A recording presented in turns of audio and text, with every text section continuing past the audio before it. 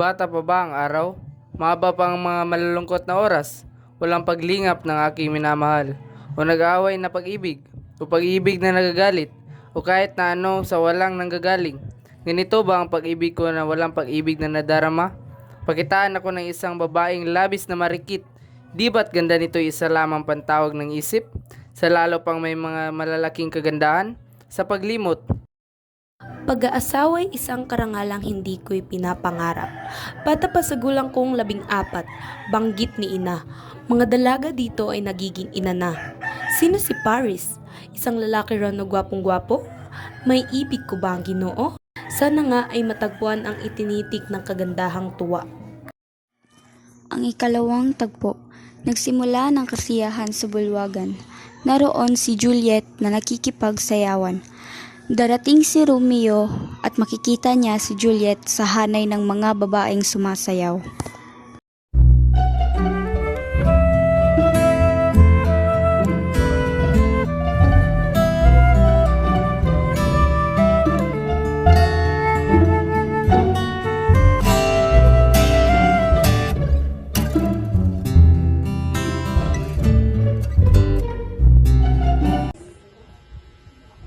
liwanag ng taglaw sa pagtuturo niya ay lumalaki. Para siyang nakabitin sa pisngi ng gabi. Parang isang hikaw sa babae ng Ethiopia. Isang kagandahang di dapat gamitin dahil lubhang mahalaga. Para siyang puting kalapati na kasama ng mga uwak. Ang binibini ko sa piling ng mga hamak. Puso ko ba'y mayroon ng minamahal? Itakwil mo, mata, dahil ang tunay na ganda ay ngayon ko lamang nakita. Ito sa tinig ay isang marahil na muntagi. Bakit na paritong aliping ito, ang mukhang hindi mapinta, upang kutyain lamang ating pagsasaya? Sa ngalan ng lipit dangal ng aking angkan, ang patayin siya ay hindi masasabing kasalanan. Bakit pamangkin to? Ano ang ipinagpuputok mo? Pagpasensya, pinilit ko pumigil ang pag-aayaw, ang galit na pagpayaw. Nagniningning at tagyasin ang lahat ng aking laman. Ako ay aalis, subalit ito ay ganitong paghihimasok. Tayo'y ay waring matamis na magiging mapait na lubos. Siya ba ang batang si Romeo? Siya nga, si Romyong buhong. Masiyahin ka, pinsan ko. Pabayaan siya. Parang manginong tunay ang kilos niya. Kung lapastangan ng kamay kong hindi marapat, ang iyong dambanang banal, ang parusa ay ilalapat. Ang dalawang labi ko'y namumulang mamamakay, ay hanggang agurin ang ginaspang ng aking kamay. Bait na mamakay, ikaw ay nagkakasala, sa kamay mong mabuting kilos ang nakikita. Mga santo'y may kamay na hinhipo ng may pakay, at ang pagdadaog palad ay isang parang halikang banal. Kung gayon, sinta ko, bayaang gawin ng labi ang gawaing pangkamay. Sila ay dumadalangin upang ang mga paniniwala ay hindi mamatay. Kung gayon ay nasa aking labi ang salang sa iyo ay nakuha. Salang buhat sa labi ko, malambing mong binanggit, kaya ang sala ko'y muling ibalik. Parang pinag-aralan mo ang paghalik. Senyorita, nais kang makausap ng iyong ina. Sino ang kanyang ina? Aba, binata, ang kanyang ina ang ginang nitong tahanan. Siya ba'y kapilit? O kay samang kapalaran, utang ko ang aking buhay sa aking kaaway. Ito na ang kinatatakot ko, labis akong hindi mapalagay. Ang ikatlong tagpo. Umalis si Juliet sa kanilang bahay at hinahanap si Romeo habang sinisigaw nito ang pangalan. Romeo, Romeo! Itanggi mo ang iyong ama't ang pangalan itakwil mo. O kung hindi, isumpa mong ako'y iniibig at hindi na ako magiging kapilet. Maghintay pa kaya ako kung ngayon din ay tumugod? Pangalan mo lamang ang masasabi ng kaaway ko. Ikaw ay ikaw rin, hindi ka man montage. Ano ang montage? Hindi kamay, hindi paa, ni braso, muka, o anumang bahagi pa ng katawang tao.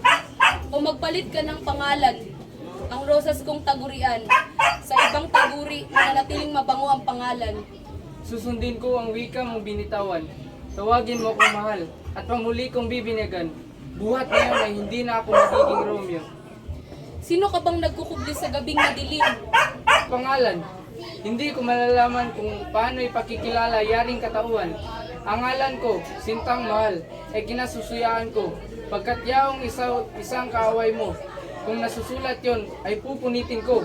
Hindi ko ba nalalanghap sa daang kataga? Nang sinabi ng dilang yan, ngunit alam ko na yata. Hindi ka ba si Romeo at isang Montague?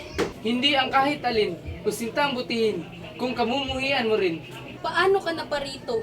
Sabihit sa akin, at saan nang gagaling? Pader dito ay mataas, mahirap akyatin.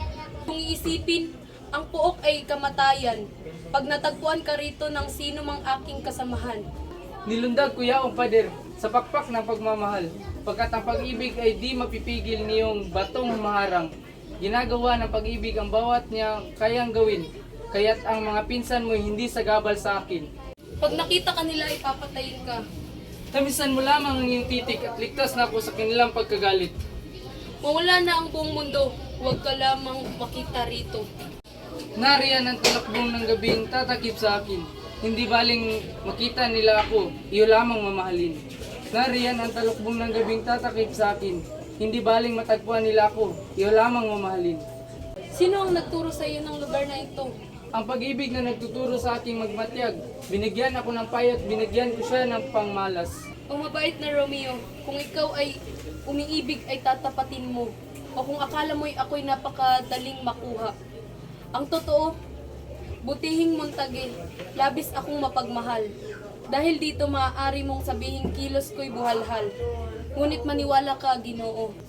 Maging lalong matapat ako kaysa mga mukhang mahiwaga dahil sa puso. Binibini, ako'y nanunumpa sa ngalan ng buwang iyon na nagpupuntong ng pilak sa lahat ng naritong punong kahoy. Huwag kang manumpa sa ngalan ng buwang di matimtiman, na buwan-buwan ay nagbabago sa kanyang ligiran. Baka ang pag-ibig mo ay maging kasin sa lawahan. Masyadong kaparis ng kidlat na biglang nawawala. Bago masabit ang kumikidlat, paalam na mahal. Iiwanan mo ba akong ganitong hindi nasisiyahan? Anong kasiyahan ang maaari mo ngayon ay makamtan? Babawiin mo ba? Anong dahilan sa iyong muling ibigay? Tatapatin kita. Upang sa iyo'y muling ibigay, ang kagandahang loob ko ay kasing lawak ng dagat. Pag-ibig ko'y kasing lalim, habang binibigyan kita. Lalong marami ang natitira, kapwa silang walang hanggan. Maging tapat ka, Montague, kung matamis. Maghintay ka, ako ay muling babalik. O gabing lubang pinagpala, ako'y nangangamba pagkat ngayong gabi, baka ito lamang ay pangarap. Masyadong mapandito upang maging katotohanan. Tatlong salita, mahal kong Romeo at paalam ng tunay. Kung marangal ang hangarin niyong iyong pagmamahal, at hangad mo ay pakasal, pasabihan bukas ako. Kung saan kailan mo nais ang kasal ay ganapin, ang lahat kong kayamanan sa paanan mo ay ihahain. Sa buong daigdig kita susunduin. Subalit kung hindi ang wagas ang iyong hangarin, hinihiling ko sa iyo, na ihinto ang iyong pagsuyod sa lungkot ako'y iwanan. Bukas ako'y magpapasugo sa iyo. Mabuhay nawa ang kaluluwa ko. Adios, adios. Matamis na lungkot ng paghihiwalay. Di ako titigil ng kapapaalam hanggang kinabukasan. Ang ika-4 na tagpo, ang paghaharap ni Romeo at Juliet sa altar.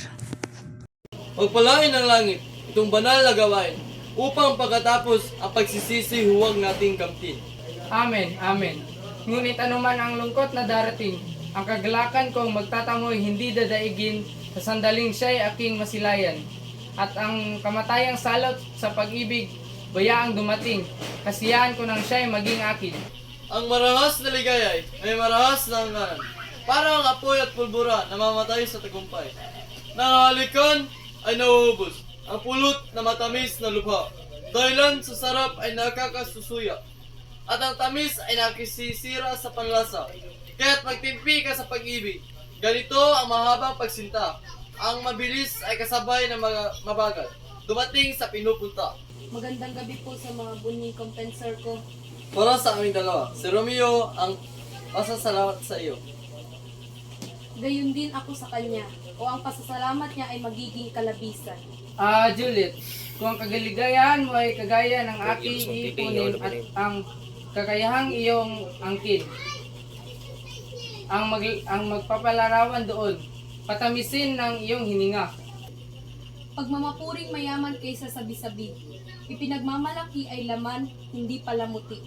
Pulubi lamang ang kayang bilangin ang yaman, ngunit pag-ibig kong tapat ay labis ang kayamanan. Kahit kalahati ay hindi ko maibilang.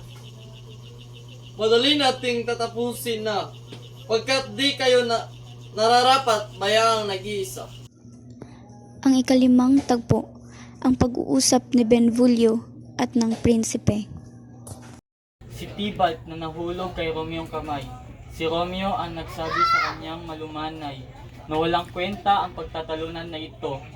Sinabi niya ng buong hinahon, maaamo ang tingin at yukot sa tuhod. Hindi makapayapa sa pusong mapusok ni Tybalt na sa payapang panawagan. Umulos ng armas sa dibdib si Mercurytong matapang. Sa galit ay lumaban, armas sa armas, at parang si pasundalo'y inibig ng isang kamay niya. Ang kamatayang malamig, saka ibinalik ng ikalawang kamay kay Tybalt na dahilan ang liksing taglay ay biglang pinatid. Isang inggit sa saksak ni Tybalt ang lumagot sa buhay ng matapang na si Mercuryto. Kumaykay ng takbo si Tybalt at saka binalikan si Romeo. Bago lang nakaisip na gumanti rito at parang silang kidlat nagtagis. Bago ko nakuha ang armas upang sila'y nabubuwal, ay tumakbo si Romeo. Ito ang katotohanan, mamatay man si Benvolio. Dahil sa kasalanang iyan na ipatatapong biglaan, palayasin agad si Romeo, katapusan niyang araw. Pag nahuli rito, iligpit ang bangkay at ang utos ko ay sundin. Ang away nakakamatay sa paglinggap sa salarin. Huwebes ng umaga. Ako'y namamangha sa pagmamadali. Ako'y pakakasal sa isang taong di pa man nanliligaw. Hay, ama at ina ko, isang salita ko sana'y dinggin. Di ako nagmamalaki, ngunit nagpapasalamat. Di maipagmamalaki ang kinapupuotan ng lahat. Oh, matamis kong ina. Huwag akong talikuran, o kung hindi ay ihanda ang aking kamang pangkasal. Sa madilim na libingan kay Tybalt na hinihigan. Ako'y tutungo kay Padre Lawrence na silid upang ikumpisal ang kay tatay na ikinagalit. Juliet, ba't ito na iyong inagpis? Ako'y nababahalang labis na abot itong pag-iisip. Narinig kong kailangan at hindi mapipigilan. Sa Huwebes na darating ang kundi ng iyong pagkasalan. Huwag sabihin, Padre, na narinig mo yan. Hindi masasabi kung paano ninyo ito maaaring hadlangan. Kung sa karunungan ninyo di makatutulong, sabihin man lamang na tama ang nilalayon. At sa tulong ng lansetang ito'y gagawin ko. Huwag nang mag-atubili, nais kong mautas. Kung ang inyo sasabihin ay hindi nakakabunas. Muwit ka! Matuwa't pumayag kay Paris pakasal. Hercules bukas, at bukas ng gabi, mahinga ka nag-iisa. Matapos mahinga, kunin ang karapang ito, at ang lamang alak na may tunggain mo. Pagkatapos nito'y sa mga ugat mo'y maglalagos. Ang pagdaramdam ng antok at ang tibok ng pulso mo'y titigil at mawawala. Walang init o hininga sa buhay mo'y magbabadha. Ang rosas mo'y labit, mga pisngi ay kukupas. Parang kamatayang nagpipinid sa araw ng buhay. Bawat hanging malambot ng iyong kataway, maliligas, malalamig at parang tunay na patay. Sa ganitong hiram nanyo ng kamatayan, mamalagi ka sa loob na 42 oras. Ang ikawalong tagpo, ininom ni Juliet ang lasong ibinigay sa kanya ng padre at ito'y nakatulog ng ilang oras. Binibini, ano ba, binibini? Juliet, ano't nakabihis magara ang damit at nakahiga uli? Kailangan gisingin ka, binibini, ano ba, binibini? Juliet, ako, tulong, ang binibini ko'y patay. Okay, sawi, bakit ba ako isinilang? Kumuha ng alak aking Ginoo, aking ginang. Araw nakasumpa-sumpa, malungkot hamak, nakakamuhi. Ang ikasiyam na tagpo, Romeo at Baltasar. Dumating si Baltasar sa Verona na may dalang masamang balita para kay Romeo.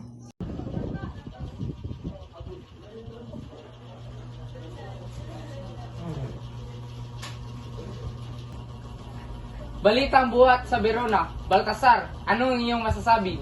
Wala ka bang dalang sulat na buhat sa padre? Kumusta ang aking ginang? Mabuti ba ang aking ama? Ang muli kong itatanong, kumusta ba ang aking Juliet? Walang magiging masama kung mabuti ang kaligayahan niya. Kung gayo'y mabuti, siya'y walang magiging masama. Ang kanyang bangkay sa libingay namamaya pa, at ang kanyang kaluluway kasama ng mga anghel. Nakita ko siyang inilibing sa tumba ni Kapel. Gayon ba? Kung gayon, ay humarang na ang mga bituin. Aalis ako ngayon din. Wala bang sulat ang padre sa iyong padala? Wala po, mabuti kong Panginoon. Ano ang dapat kong gawin?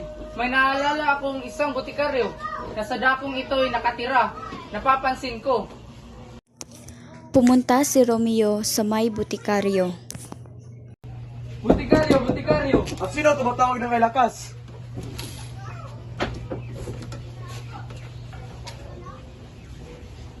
Nakikita kong ikaw ay mahirap. Ito ang 40 dekado. Bigyan ako agad ng isang lagok na lasong kakalat upang mamatay ang iinom na nagsawa na sa buhay.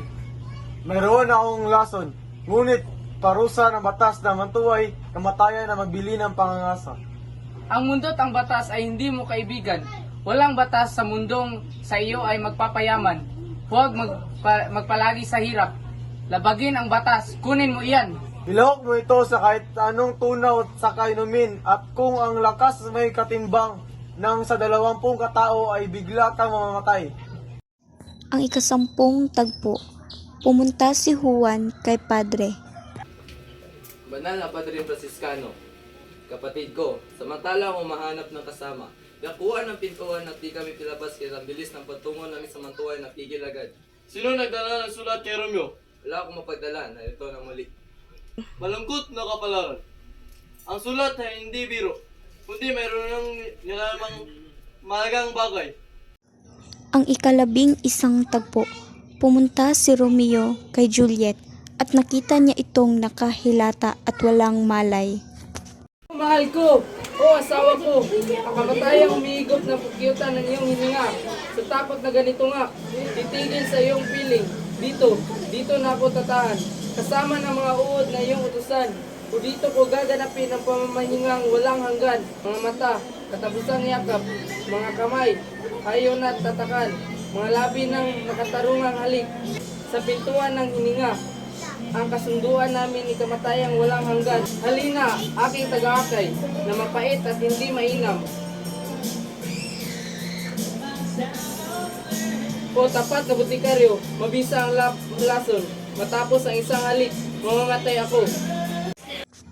Pagkalipas ng itinakdang oras, ay muling nagising mula sa hiram na kamatayang sinapit ni Juliet. Ano ito? Lason? Nakita ko. Ang sanhi ng kanyang pagkamatay. O inubos niya at walang nalabi kahit kapatak man lamang upang tumulong sa akin. Hahagkan ko ang labi. Baka sakaling may lason pang natira kahit konti. O mabuting balaraw. Ang puso ko ang biyaan mo. Tumimo ka riya. Bayaang ako'y mamatay. Sa oras na ito, sinaksak ni Juliet ang kanyang sarili.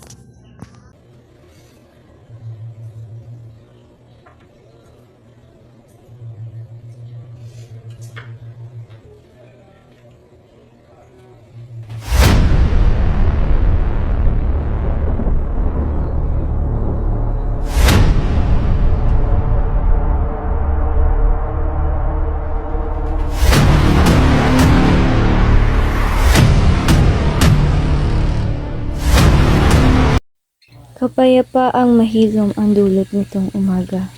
Araw ang ng kalungkot ay hindi ngayon makikita. Lumakad na't kayo't pag-usapan ang malungkot na naganap. Ang iba'y patatawarin at ang iba'y parusang ilalapat. Sapagkat wala pang makakasing lungkot ang naging buhay ni Juliet at ni Romeo na kanyang iro.